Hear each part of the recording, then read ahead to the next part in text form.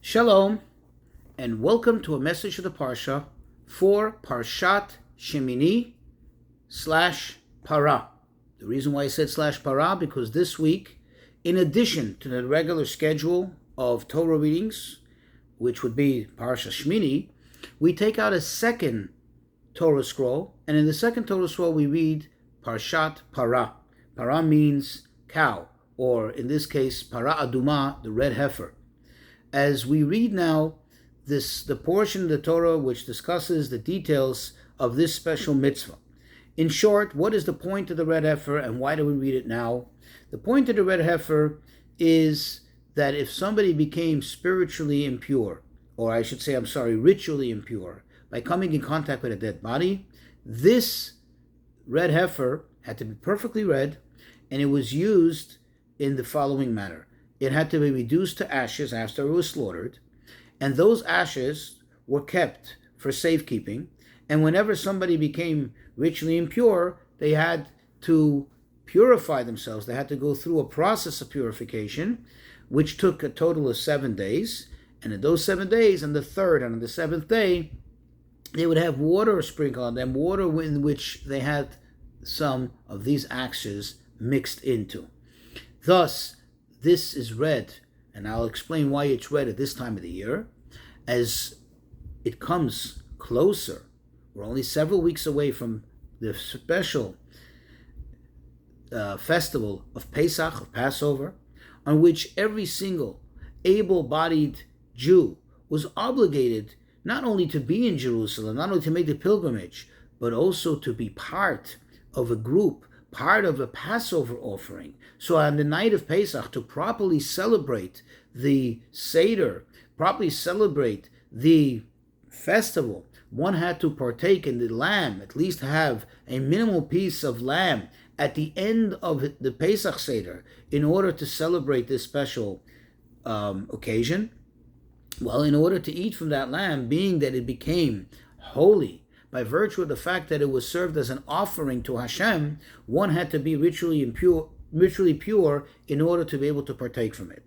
Thus, several weeks in advance, the sages instituted that we read this in every single synagogue throughout Israel, and this matter throughout the entire world, in order to remind ourselves that the time has come that one has to be mindful of the fact that they have to be ritually pure, and if for any reason they're not, this is the time to take action in order to see to it, to remedy that, and that one should be prepared, able, and ready to partake in this special Passover offering. Now the question is, now that we do not have the Bet HaMikdash, of course we still hope and pray, and we're actually certain that by the time Pesach comes around this year, which is several weeks out, we're certainly going to have already Mashiach, and we're already going to have the Bet HaMikdash, the Holy Temple, rebuilt, and we're going to be offering that Passover offering, so we certainly should be told now about becoming pure. But at times that there isn't Bet HaMikdash, or even, God forbid, if it's close to Pesach, so close to Passover, that one says to themselves, it's not practical that this is going to happen. Why read about it?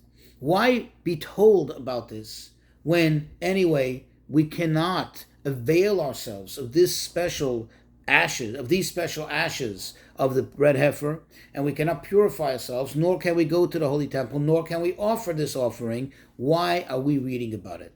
Well, the answer is because the Torah's messages, everything in the Torah, is eternal, and the messages, the points that the Torah is teaching us is always eternal, and it applies to all times, in all places, in all circumstances. Thus, true that in practical observance, meaning in actual implementation, it is not feasible to actually do it today. We don't have access to the red heifer ashes, and nor would it make any difference for us. However, in the spiritual sense of it, more the psychological, spiritual, even emotional sense of it, that does apply to us. That definitely and absolutely has an impact on our lives, and we need to internalize the messages, the lessons from this special mitzvah, just like any other mitzvah that we read about in the Torah, for now, for right here, right now, right where we are, even outside of Jerusalem, even far away, both in time and space, from the Bet HaMikdash. One of the many lessons that this mitzvah teaches us is, if we look at it, it's a very unique offering. In the one hand, it's considered to be a korban, an offering. However, when one studies the laws, all the details, all the rules and regulations and criteria of all the offerings, there's one thing that stands out the most, and the fact that is that all has to be done within a certain perimeter of holiness, specifically and exclusively in the Bet HaMikdash. This was perhaps the only offering which had to be done outside of the Bet HaMikdash. Its slaughtering and its burning had to be done so far from the Bet HaMikdash that it had to be done, quote, this mitzvah had to be performed, quote, michutz lamachane, outside of the camp, which would translate in Jerusalem into outside of the city limits. So on the one hand, it's the most distant space, most distant spot, location away from the Bet HaMikdash. But on the other hand, in order to render this a offering, for it to have the impact, the value of an offering, the blood had to be sprinkled towards the Bet HaMikdash, towards the opening of the main sanctuary in the Bet HaMikdash. In fact, it says that he had to have a direct line of vision, the Kohen who's slaughtering it and sprinkling its blood, straight all the way from that location where they stood, from that vantage point, all the way to the Bet HaMikdash, inside the Bet HaMikdash, the most inner part of the Bet HaMikdash. So here we see the two extremes. On the one hand, it has to be done in the furthest place. In the other hand, it has to come and be connected to, albeit with sight, but with a direct line to the most inner and most, so to speak, intimate spot in the Bet HaMikdash. What does this tell us?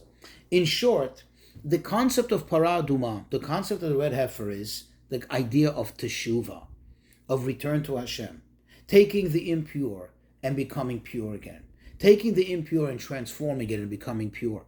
That's essentially what it did. And here's what Hashem tells us.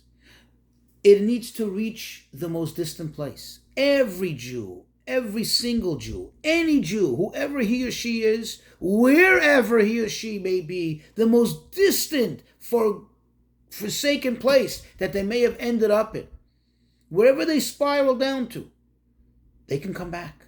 In fact, bring the red heifer, bring it there, make it there, says Hashem. Give him the opportunity to come back. Where does this ability come from? Where does this power of transformation come from? It's connected to the most inner. The most inner in Hebrew, the face means inner, so to speak, the essence of God himself. The most inner spot, the face of, the essence of the Bet HaMikdash, which is the essence of God.